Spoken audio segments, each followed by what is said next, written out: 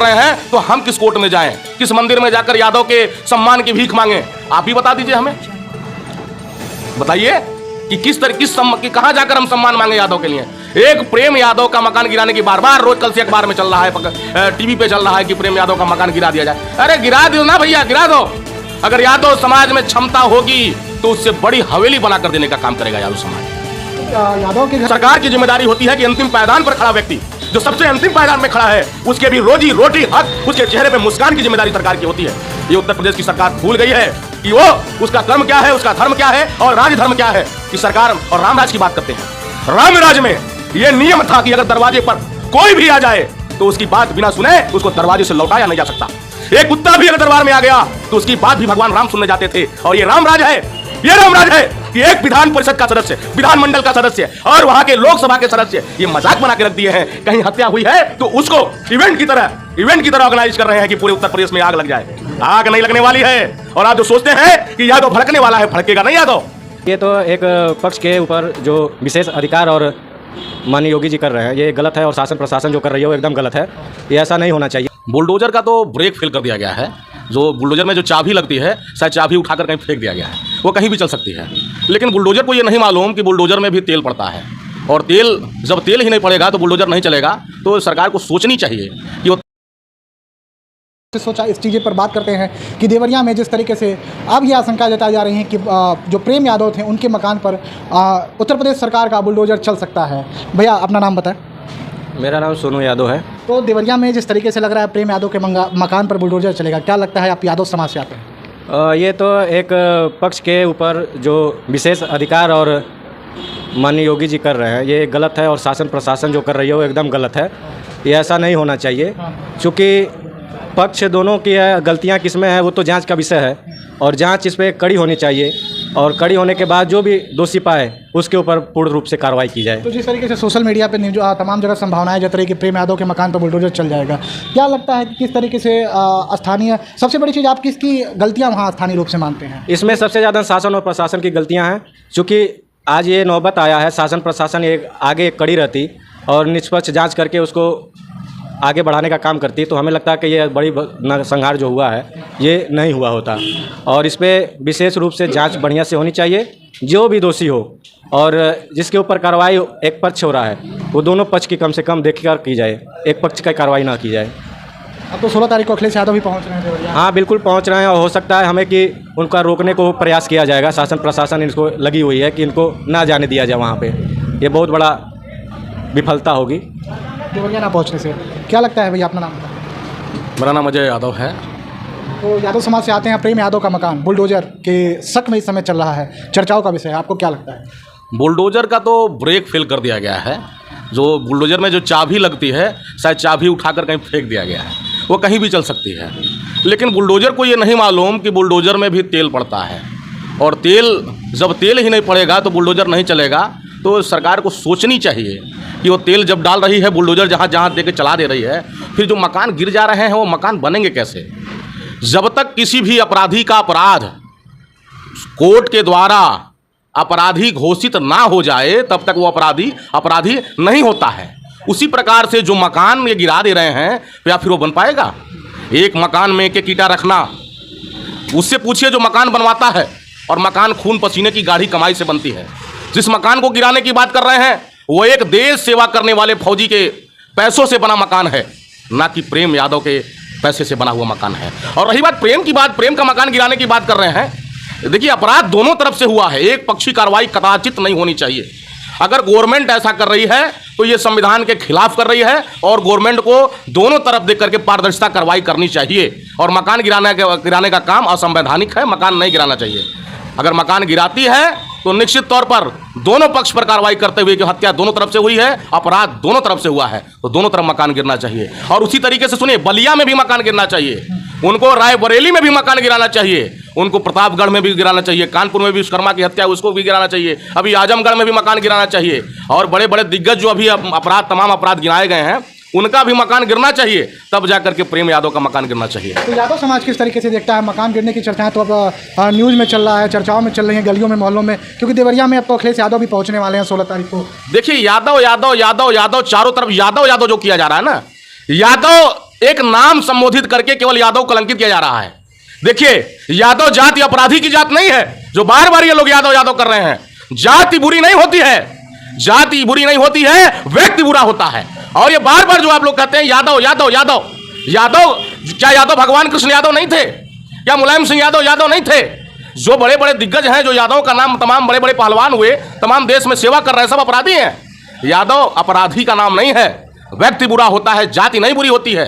हर एक वेदांत ब्राह्मण, क्या वो अभी जो विकास दुबे भी कानपुर में मारा गया, तो वो तो बहुत प्रबुद्ध समाज का था, वो तो भाई विद्वानों के समाज का था, तो व्यक्ति बुरा था। यानी मैं मान लूं पूरा ब्राह्मण समाज बेकार है, पूरा ब्राह्मण समाज अपराधी है, तो भाई व्यक्ति बुरा होता है, जाति बुरी नहीं होती है। और यादव का नाम लेकर बदनाम ना करिए।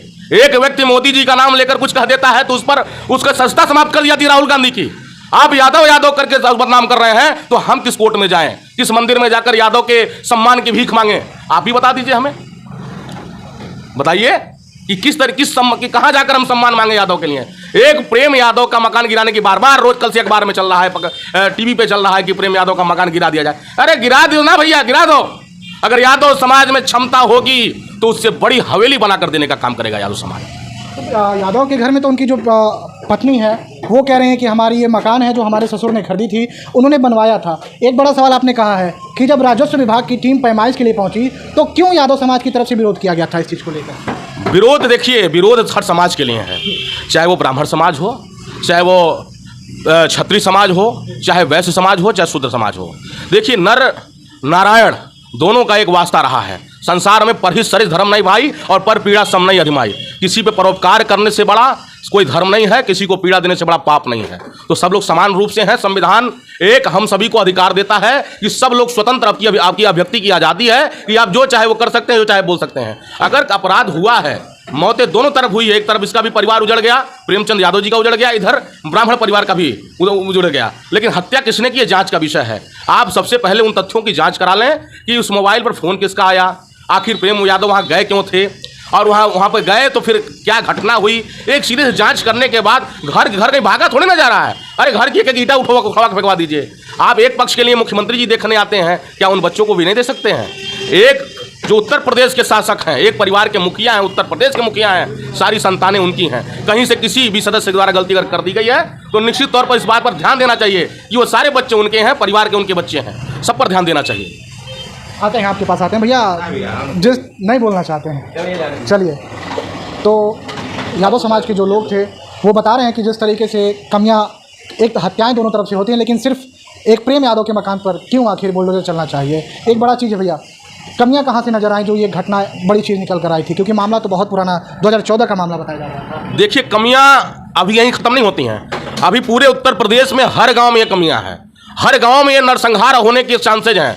क्योंकि हर व्यक्ति के खेतों की पैमाइश के लिए आप कचहरी चले जाएं। आप अगर गांव में पूछें जिनके जमीनों विवाद में चल रहे हैं, उनसे पूछिए कि कचहरी में कितने वो दिक्कतों का सामना कर रहे हैं। लेखपाल, कानूनगो, तहसीलदार, इनका चक्कर काटते काटते आम आदमी परेशान है। लेखपाल, कोई भी अगर व्यक्तिगत जमीन न पुआया हो, अगर लेखपाल साहब अगर कमेटी बनाने के नाम पर, टीम बनाने के नाम पर उसे पैसा ना लिए हो तो मुझे बता दें। किसी भी काश्तकार ने अगर खेत की पैमाइश अगर कराई हो, अगर वो पैसा ना दिया हो तो मुझे बता दें। ये उत्तर प्रदेश की व्यवस्था चल रही है। एक छोटे से खेत की नपवाई 5-5 हज़ार रुपया देने के बाद वो अपने खेत पर सीमांकन कराता है। ये तो स्थिति है। ये केवल फतेहपुर देवरिया की बात नहीं है। ये अगर आप देखें, आकलन करें तो उत्तर प्रदेश के हर गांव में यही व्यवस्था है। इस हर गांव में जमीन पैमाइश के नाम पर आज ये चीजें हो रही हैं और विवाद बढ़ता चला जा रहा है। अगर कहीं से गलती हो जा रही है तो हत्याएं हो जा रही हैं। एक तो मामला उछल कर आया है क्योंकि यहाँ पे यादव और बनाम ब्राह्मण करना था। वहां के माननीय विधायक जी हैं, कहना नहीं चाहिए, आप विधान सभा के सदस्य हैं, आपका सम्मान है। आप देवरिया जैसे प्रमुख सीट से विधायक जीत कर गए हैं और एक व्यक्ति को हत्याएं दोनों तरफ हुई।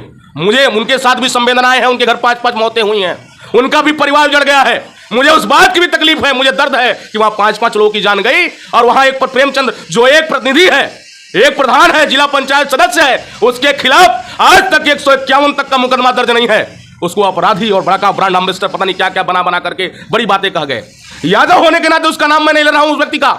मैं उस ब्राह्मण परिवार के साथ भी मेरी संवेदनाएं हैं क्योंकि मैं एक समाजवादी हूं, समान विचारधारा रखता हूं, सेकुलर हूं और सबके लिए वही चाहता हूं, प्रभु से सबके लिए मंगल की कामना करता हूं। वो लड़का जो अनमोल अस्पताल में जीवन मौत की लड़ रहा था, मैंने भी अपने प्रार्थना अपने फेसबुक पर लिखकर कहा, हे प्रभु इस लड़के की रक्षा करिए। मैं ये सोचता कि इसी के परिवार के लोगों ने यादव की हत्या की है तो मुझे ये प्रार्थना नहीं करना चाहिए, लेकिन निश्चित तौर पर हम लोग ऐसी सोच के नहीं है जो है ये सरकार करना चाहती है। माननीय जी योगी आदित्यनाथ जी महाराज जी आकर के उस बच्चे का हालचाल लेकर जाते हैं, वहां 4 बच्चे टूअर हो गए हैं, उनको भी तो देखना चाहिए। 16 तारीख को उत्तर प्रदेश के पूर्व मुख्यमंत्री अखिलेश यादव जी जा रहे हैं और वह जाकर वहां हाल जानेंगे, उन्होंने अपने प्रतिनिधिमंडल को भेजा है। और देखिए ये उत्तर प्रदेश की आप लोग मीडिया के साथी हैं, मैं देखता हूं कि क्या सहजता से वो मिलने देते हैं। अभी आपने जल्द देखा है कि लोकतंत्र को नंगा करके सड़कों पर नचाया जा रहा है। आज उत्तर प्रदेश में असामयिक आपातकालीन सत्र चल रहा है, समझ लिया, आपातकालीन स्थिति है। कोई व्यक्ति की जो उसकी अभिव्यक्ति की आजादी है वो स्वतंत्र नहीं है। कोई ना अपनी बात कर सकता है, ना किसी पद के लिए धरना कर सकता है, और ना किसी कोई काम करना चाहे तो उसको पटल पर लाकर स्थापित कर सकता है। एक सबसे बड़े क्रांतिकारी सोशलिस्ट क्रांतिकारी जयप्रकाश नारायण जी आज सितार दिया से जिन्होंने संपूर्ण क्रांति का नारा दिया, उनके पुण्यतिथि पर माननीय अखिलेश यादव जी को माल्यार्पण करना था।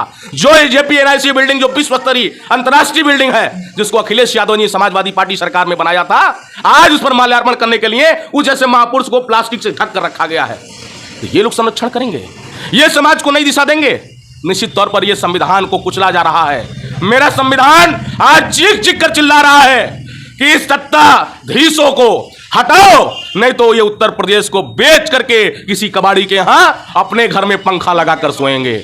मैं यही कहना चाहता हूं और मीडिया साथियों से मैं धन्यवाद करना चाहता हूं कि आपने इस मुद्दे को उछाला है और ये आपकी नैतिक जिम्मेदारी है। आप लोकतंत्र के चौथे स्तंभ हैं। जिस दिन अगर आप लोग अनिग हो जाएंगे तो ये सत्ता के जो अहंकारी तानाशाही हिटलरशाही रवैये से जो सत्ता चला रहे हैं, इनको सुधरना पड़ेगा और आम जनता के बारे में सोचना पड़ेगा, आम जनता के रोजी रोटी के बारे में सोचना पड़ेगा।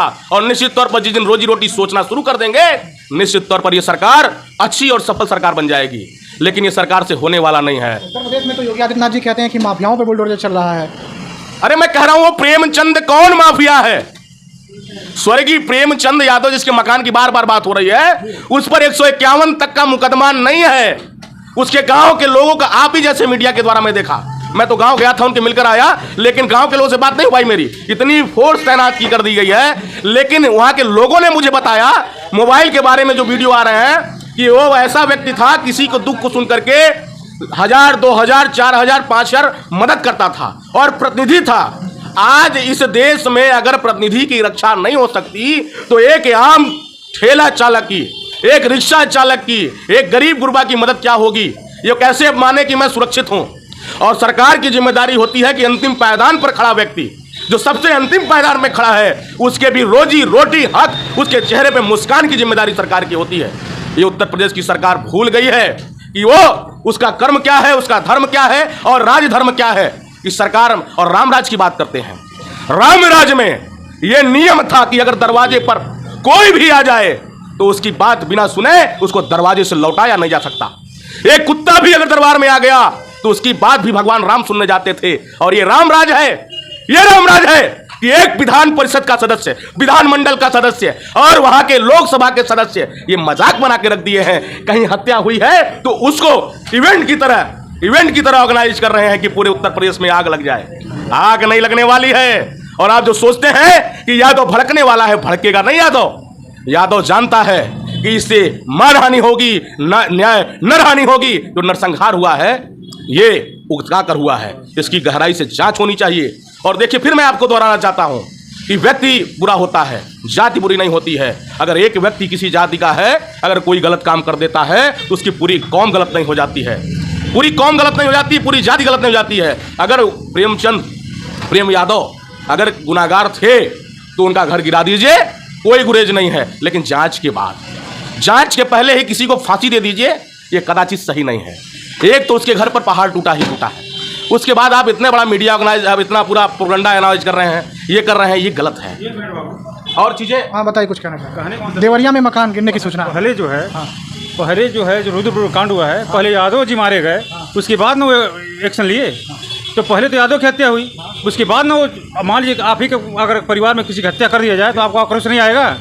हैं, जितने हैं लोग जाके केवल पंडित जी से मिल रहे हैं, यादव जी कोई खबर लेने गया? अगर उनका मकान गलत है तो मकान गिराया जाए। आपको क्या लगता है जिस तरीके से लोग कह रहे हैं कि प्रेम यादव का मकान गिरना चाहिए, गिरने वाला बोलिए? अगर वो लीगल है तो गिरना चाहिए।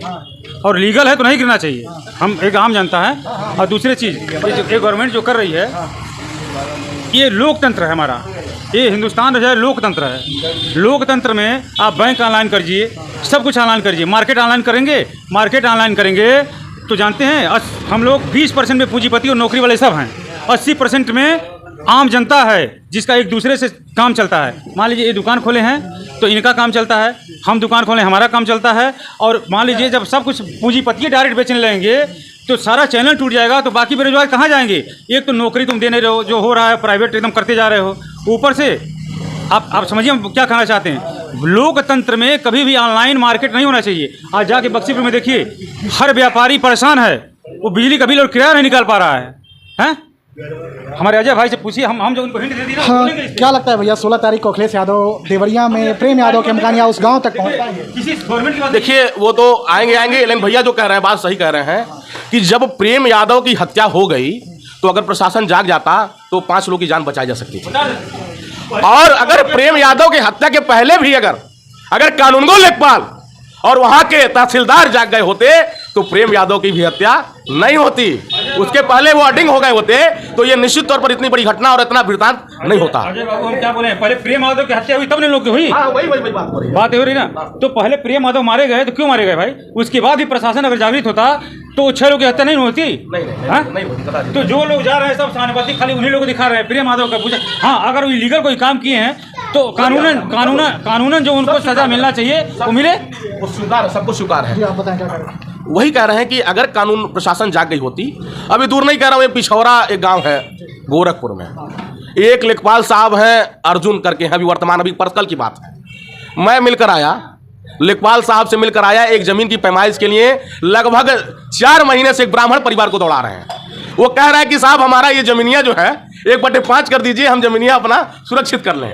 लेकिन लेखपाल साहब को जानते हैं रकम भी चाहिए, अगर आपके माध्यम चली जाए तो उनको ये भी पता होना चाहिए कि भाई रकम लेकर भी अगर नाप दें उस घर का झगड़ा खत्म कर दें। न 5 भाई हैं आपस में लड़के मर जाएंगे तो वहाँ भी पता चलेगा 5 लोग की मौत हो गई। तो उस पर आज साधने की जरूरत है, उत्तर प्रदेश को जागने की जरूरत है। अभी जो घटनाएं अभी आशंकित हैं, घट सकती हैं, उसको बचाने की जरूरत है।